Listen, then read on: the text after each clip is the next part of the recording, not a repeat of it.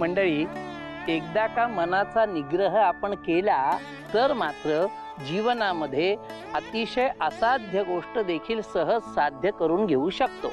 मनाचं सामर्थ्य आहेच तसं.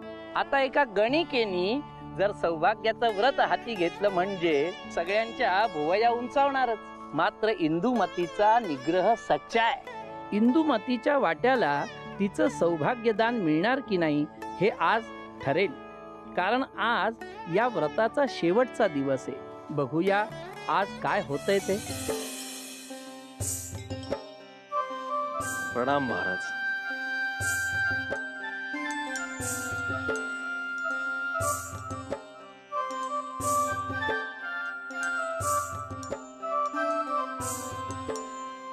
आपल्या चेहऱ्यावरील आनंदी आणि समाधानी भाव पाहून परम मित्रास पुन्हा एकदा नव्याने भेटतो आहे असे वाटते आहे.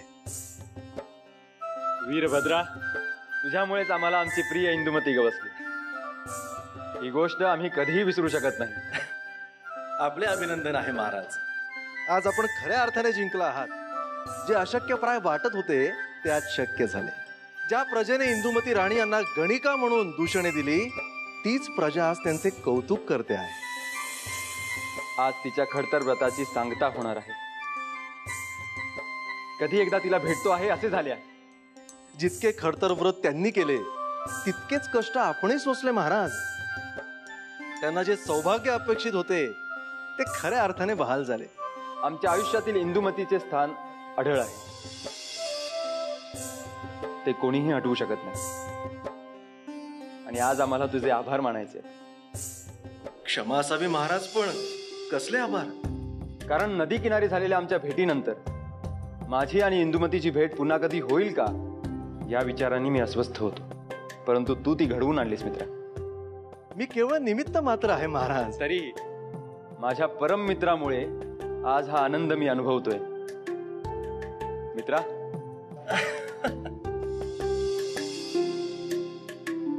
महाराज, माझे कौतुक पुरे झाले. त्वरा करावी. नव्या महाराणी प्रतीक्षा करत असतील. होय, चला.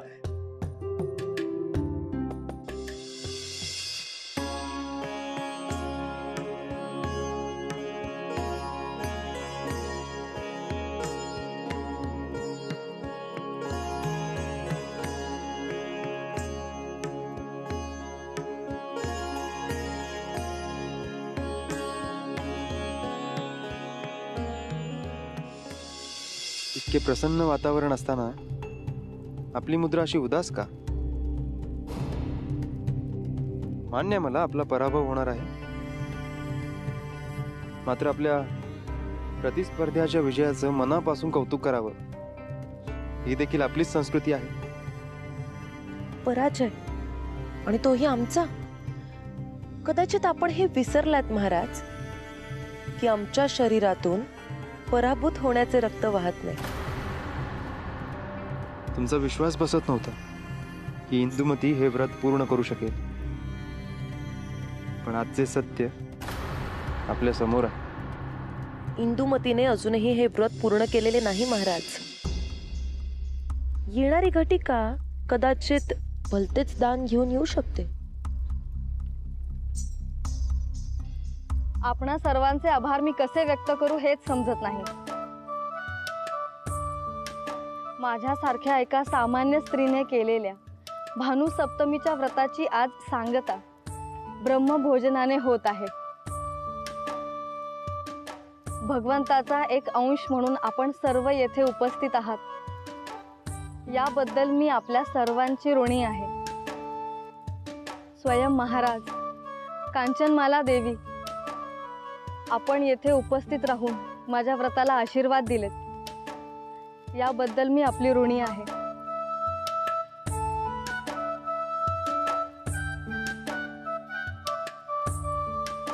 आशीर्वाद? आता लवकरच माझा शाप सत्यात उतरणार आहे.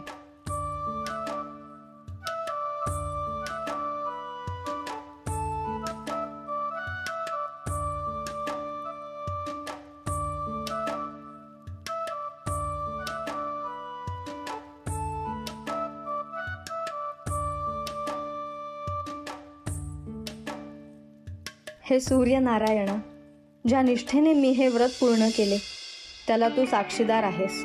माझं सौभाग्य मला आजन्म सुखाने लाभू दे, यासाठी आपली आजन्म प्रार्थना करेन.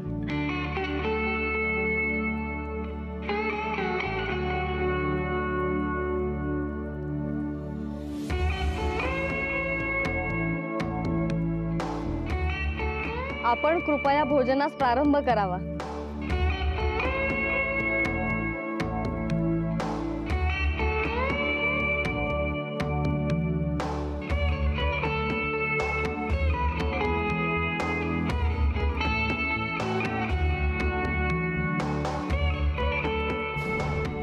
यांचे भोजन तर सुरू झाले, परंतु अजून विषबाधा कशी झाली नाही.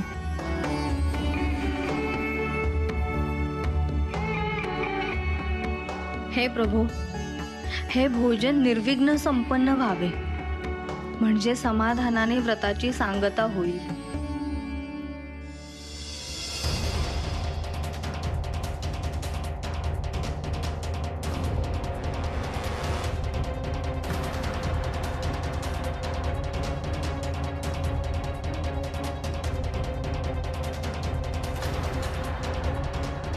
वीरभद्र,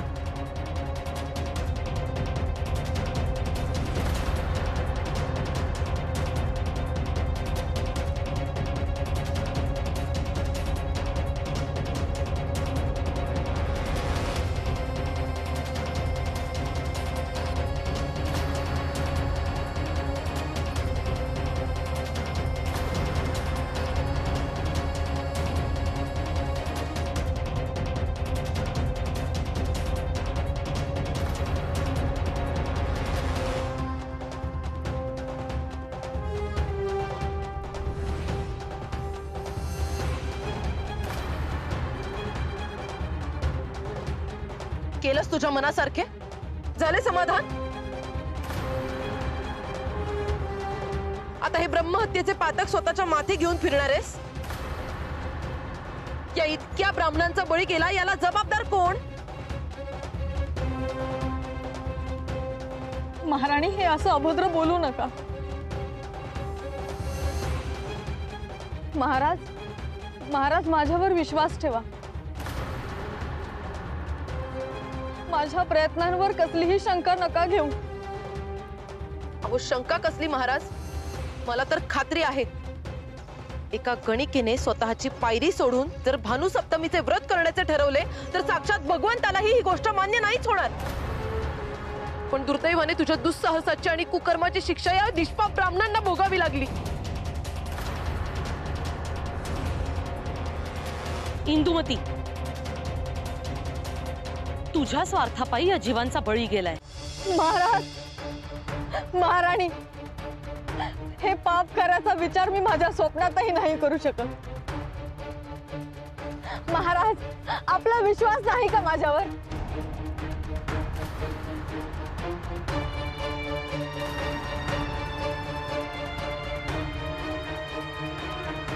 महाराज, असे शांत नका राहू.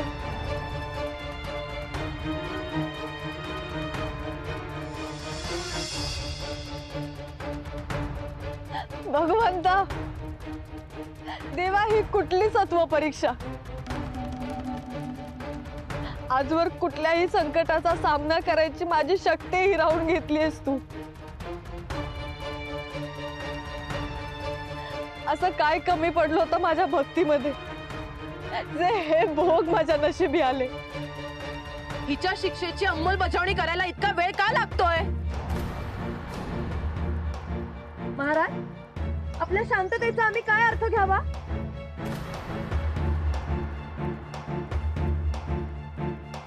वीरभद्र, महाराजांची आज्ञा आपण कधीच खाली पडू देत नाही, मग आमच्या आज्ञेचं काय?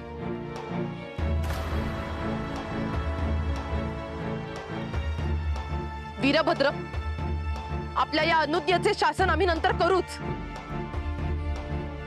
पण आता या अपराधी गणिकेला आम्ही स्वतः शिक्षा देणार. या राज्याचे अहित आम्हाला सहन होणार नाही.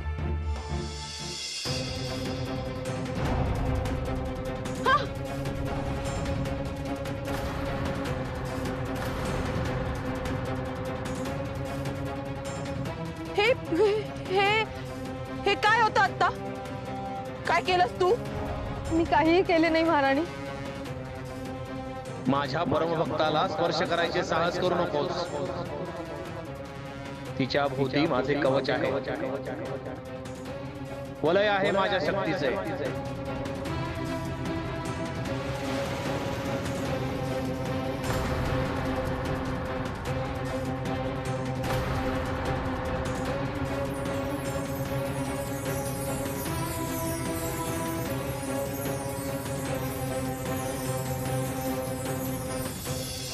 सूर्यदेव,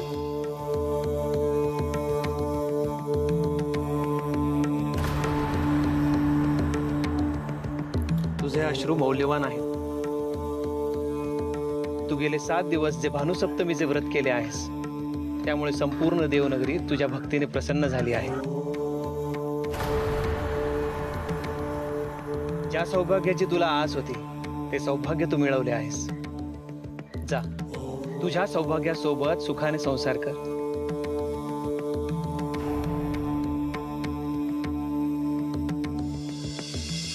हे प्रभू, आपण एके बाजूस ही सुखाज्ञा दिलीत, पण हे परम सुख प्राप्त करताना या ब्रह्महत्येच्या पातकाचा उंबरठा मला ओलांडावा लागतोय.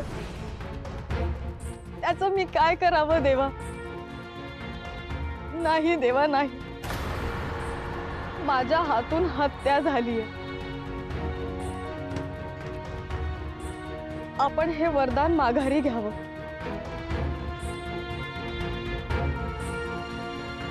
आणि या ब्राह्मणांना जीवनदान द्यावं. माझ्या वरदानाला आणि तुम्हाला माझ्या पापाचं तोरण नको. शांत हो इंदुमती. तुझ्या सर्व शंकांचे निरसन आत्ताच होईल.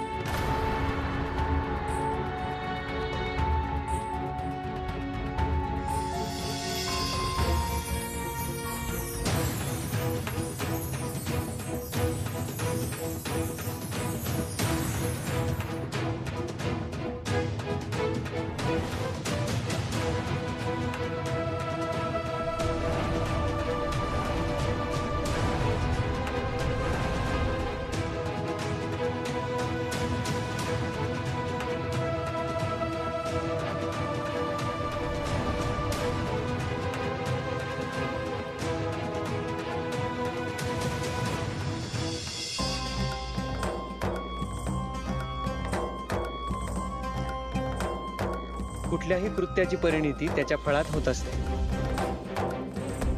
तू मनोभावे सौभाग्याचे व्रत केलेस, त्याचे फळ तुला मिळाले. परंतु तत्पूर्वी या ब्राह्मणांच्या हत्येचे पाप जिने केले, तिला ही शिक्षा मिळायलाच हवी. हत्येचे पाप म्हणजे काय प्रभू? राजन, आपली पत्नी महाराणी कांचन देवी व तिच्या मातोश्री कामिनी देवी त्यांनी या अन्नात विष कालवले होते.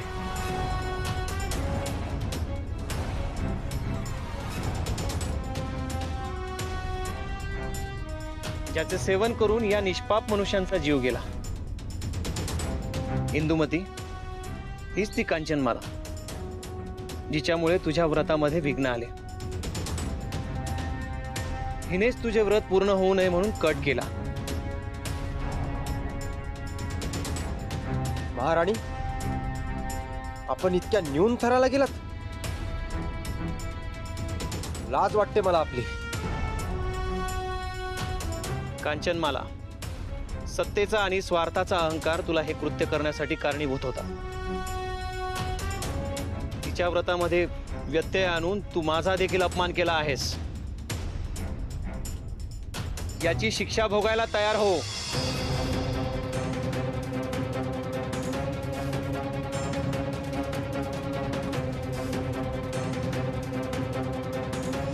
नाही देवा, नाही. महाराणी कांचनमाला यांनी जे काही केले ते त्यांच्या सौभाग्यासाठी केले. त्यांची मनोवस्था मी समजू शकते. आपल्याकडे एकच मागणं आहे, त्यांना दंड देऊ नका. आपण त्यांना क्षमा करावी. इंदू, ज्या सौभाग्यासाठी तू व्रत केला ते तुला प्राप्त होऊ नये म्हणून या स्त्रीने तुला व्यत्यय आणला आणि तू हिलाच क्षमा करायला सांगतेस. देवा, एका स्त्रीसाठी सौभाग्य काय असते हे मी नको सांगायला. आणि जे सौभाग्य माझे आहे तेच महाराणींचेही प्रिय आहे. हव्यासापोटी त्यांनी हे कृत्य केलं, त्यांचा पाय घसरला, परंतु त्या देखील महाराजांच्या मनावर राज्य करतात. पाहिलंच कांचन, मला एक गणिका म्हणून तू जिला तुच्छ लेखत होतीस तीच तुझ्या क्षमेसाठी याचना करते आहे. मनुष्याचे विचार, आचार, संस्कार हेच त्याची महती सिद्ध करतात.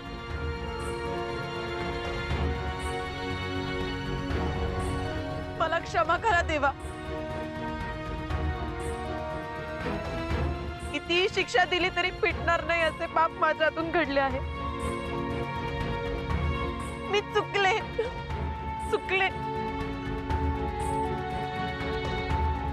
असूया आणि सूड यांनी गिळंकृत केले होते मला, पण इंदुमतीच्या सचोटी पुढे मी पराभूत झाले.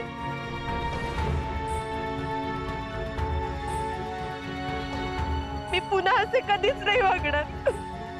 आठव, तू वसिष्ठांना काय शब्द दिला होता? होय देवा, इंदुमतीने तिचे व्रत निर्विघ्न पार पाडले. याच आनंदात मी तिला व महाराजांना सन्मानाने राजमहाली घेऊन जाईन व आजीवन तिचा धाकटी बहीण म्हणून सांभाळही करेन.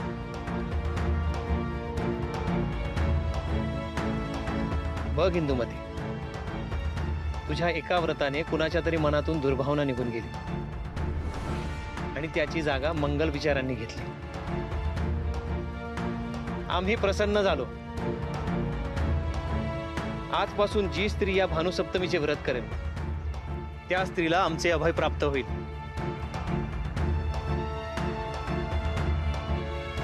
तिचा संसार सुखाचा होईल. तथास्तु.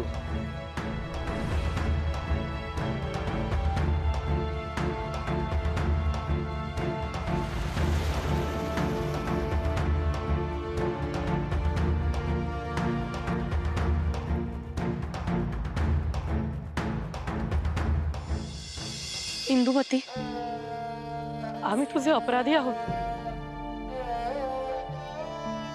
आम्हाला क्षमा कर.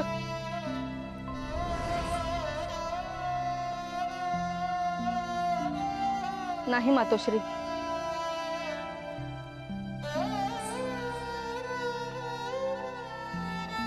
महाराणींनी मला लहान बहीण मानले. त्या नात्याने आपली देखील मी कन्याच झाले. मग एक आई कन्येपुढे क्षमा मागते, कसे रुचेल मला? प्रत्यक्ष देव प्रसन्न होऊन प्रकट झाले इथे.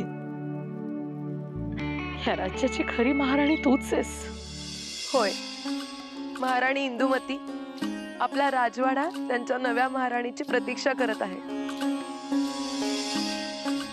तर मंडळी, अशी ही सौभाग्य व्रताची म्हणजेच भानुसप्तमीची कथा आपल्या पुराणांपासूनच सांगितली गेलेली. सौभाग्य किती महत्वाचं आहे, या सौभाग्याला देखील प्राणाहून देखील अधिक जपलं पाहिजे. कारण सुखी संसाराचं बीज या सौभाग्यात दडलंय. इंदुमती केवळ प्रेमळ पत्नी नव्हती, तर स्वतः सुसंस्कृत आणि मायाळू व्यक्ती होती आणि त्याच्याचमुळे ती हे व्रत पूर्ण करू शकली. तर अशीच एक रंजक कथा घेऊन भेटूया पुढील भागात. तोपर्यंत मात्र ओतू नको, मातू नको, घेतला वसा टाकू